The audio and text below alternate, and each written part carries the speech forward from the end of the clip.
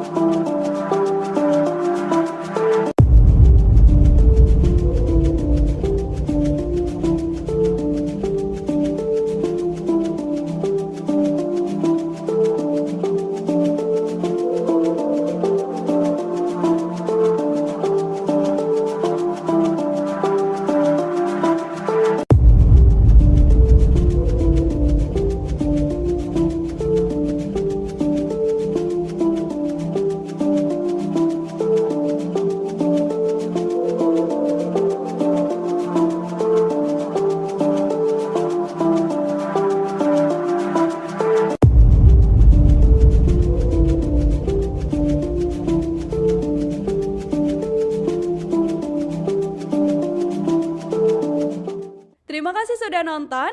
Jangan lupa like, subscribe, dan share ya.